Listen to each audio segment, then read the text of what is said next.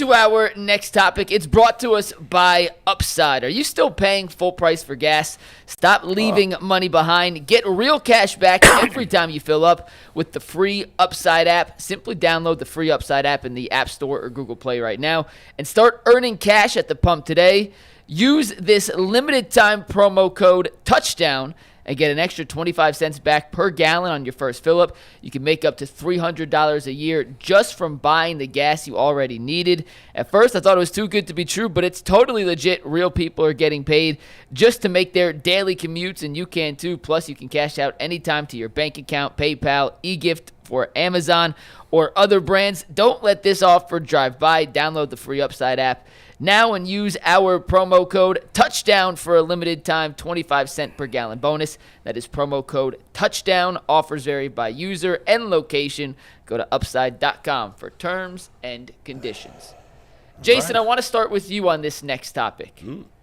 It is a one question. You can take it in any direction you want, but I will simply ask this. In your mind, what would constitute a successful season for the Cleveland Browns in 2025? If you get clarity at the quarterback position, and that doesn't mean necessarily that you have your answer on the roster, but you get clarity what you're going to do, and this rookie class develops, and you look at this rookie class and you say, yep, Carson Schweschinger is a dude. Yep, Judkins is in. He's going to be able to help us. If you get that, that's a successful season to me. I'm not putting a win total on it because I don't think it's going to be very high, and that's just the reality where they're at. But if you know by the end of the season, Shedeur Sanders is the quarterback of this team moving forward. Dylan Gabriel is the quarterback of this team moving forward. We don't have the answer at quarterback moving forward, but luckily we have the number 3 pick, and we're going to go out and get the quarterback moving forward. If you have that type of clarity, that to me is what you want to get out of this season. So, 10-win season, and this is not my prediction by any stretch of the imagination, but a 10-win season where they eke into the playoffs, lose in the first round, and see neither of the young quarterbacks is not successful? No.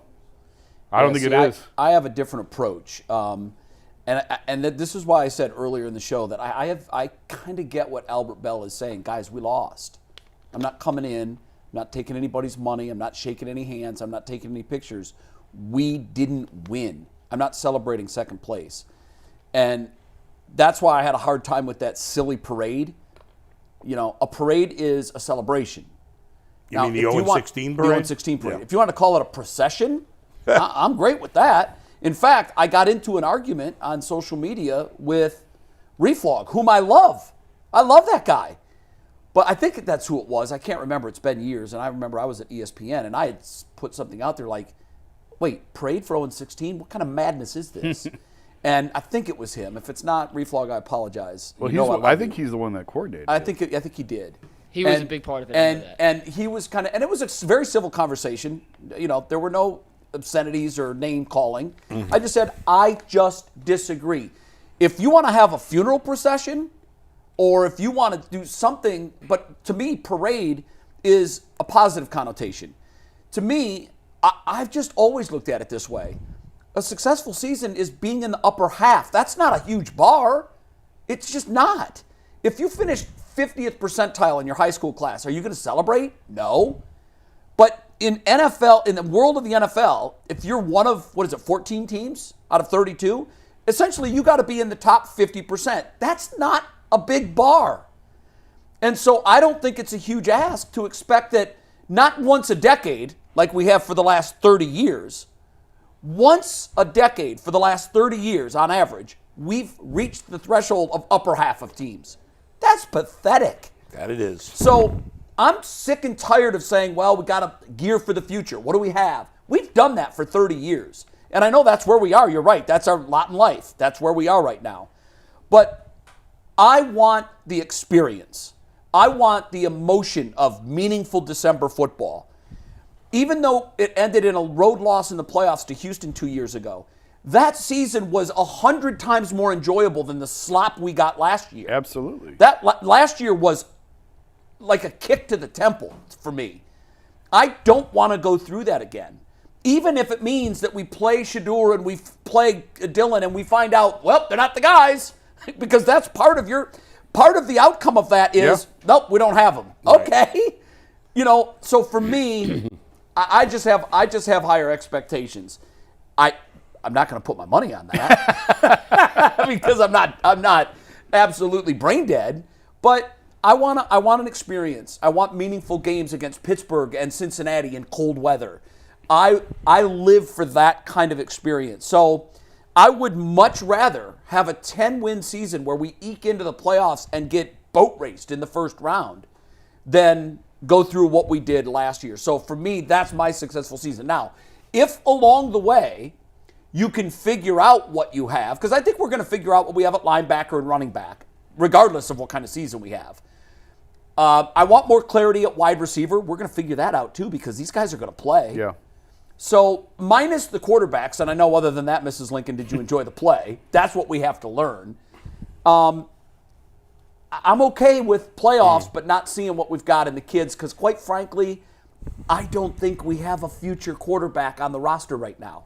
I don't think that Dylan Gabriel or Shadur Sanders are franchise guys. So I don't need to see them play to figure that out. I don't know what, maybe the Browns do. I don't know. So I'm glad you asked this question, Mike, even though it's a very hard question to answer. There's no obvious answer in my mind. But you asking that question showed you the different answers. Is that Jason is thinking with his head and you're thinking with your heart. Well, you're 100% right with that. And with fans out there, I feel like we're all, relatively on the higher age of things. When we watched football as kids, I don't think I ever thought about, I don't want to win too much because we need a quarterback. Like, you never really thought about those things, right? Of course not. Of course. Not only because we were younger, but also we didn't have the information that we have now. It just wasn't readily available. Yeah. So every season was its own movie. And you wanted the movie to be good. And I look at every game as its own movie. Okay, yes. In like a season, like a series of HBO shows. Right. Like, to me, each one is its own episode. But now, they're, much like you two, our fan base is divided. Like you guys. Yes. There's some, in every fan base, not just the Browns. Sure.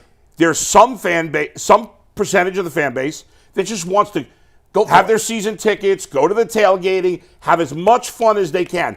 Even though we all rationally know that even if things go really well for the Browns, they're not going to win the Super Bowl this year. It's not realistic for the Browns to win the Super Bowl. So, but if they went 10-7 and made the playoffs, it would be fun along the way. Yeah. Jason and people on that side, and the deep thinkers. I honestly trend more in that direction, but I'm a little torn. Yeah. But I trend more in that direction. It's like the season's only good if we can win a Super Bowl. So we might as well. I don't want to win 7. I want to win 3 because that gives me a better opportunity to win a Super Bowl in the future. That's exactly it. However, there's still talent, life-changing talent available, and I'll give you a million examples. You know what they are. I don't need to read them off to you. You can win 7 and still find your quarterback next year. It's possible. You can, but it's a lot harder. Of course it is, but here's where and I don't have a lot of faith in this team. Well, Jay, you just took my next point. My next point is this. You're asking me lay over, roll over, play dead, because that means we're going to be good after that. Right. No, it doesn't. Right. We've gone through stretches of 0-16 and 1-15. And although we managed to have a little bit of success on the other side, one playoff win, playoff win, we were unable to parlay that into a string. And when you're 0-16 and 1-15, on the backside of that should be a decade of where you make the playoffs more than you miss. That's right. And we did not. And you, as a Browns fan, have been asked to wait till next year way too many times. And that's why some people don't want to keep doing it. But here's the thing, and I think that's inaccurate, because they've gone for it. For 7 years, they had a 7-year contention window from 18, 19, 20, 21, 22, 23, and 24. They were trying to win. They weren't very good at it, but they were trying to So win. now you're asking me to So trust the process. No, now I'm telling you. with the same people. Well, no, now I'm telling you that window is over. That window is closed. So and now wash, you rinse, have and to, repeat and start now a you new gotta do it 7-year again. window. Now you got to do it again. Yeah, Right. and so But it that's- didn't work ultimately. So It that's didn't where work. I am now. And it didn't work because of the trade that they made. If as that a wrecked fan, the window. I ever start thinking with this instead of this, because you're right, Bull, Yeah. you nailed it. He's cerebral. He's part of the deep think crowd. You know, hey, it would be better for us if we sucked. I'm part of the, I'm 60, bro. Yeah. Right. I'm 60. I get it. I don't Yeah. know how many more of these I have left. I want to enjoy them. I have to have fun from September to December. Right. I can't go through another last year. But you're I can't. never going to get the parade you want if you're only going this far every time. You have to get back here to have any chance at going Okay, so here. here's what I was going to say is if I ever transition from thinking with this to this, I leave this team. I'm not kidding. I leave the team because what's the definition of insanity? Yes. Running into a brick wall every single day, 10 times a day, and doing it again after 50 years, thinking that you're finally going to break that brick wall down. Yeah. So if I ever transition from heart fan, and I love that analogy, Yeah. to head fan, I'm out. Because I Right. see, and I was warned of this, I always speak of this on the show, 10 years ago when I was at ESPN, it was like an intervention, guys. It started with one very popular, very well-known analyst and I talking in the green room. And as the morning evolved, guests were coming in, and these guests included former players, former coaches, former executives. It turned into a freaking intervention where I had a group of people around me saying, Jay, he's right. Give it up. It's not going to happen. You're punishing yourself, and we don't want to see you do that. You only have so much time on this earth. Don't needlessly waste it with the hopes and dreams of that group, because they are not going to take you where you want to go. Yeah. And I keep hearing those voices But you ringing have no in my choice. head. And here's the thing. Yeah. Fan is short for fanatical. That's right.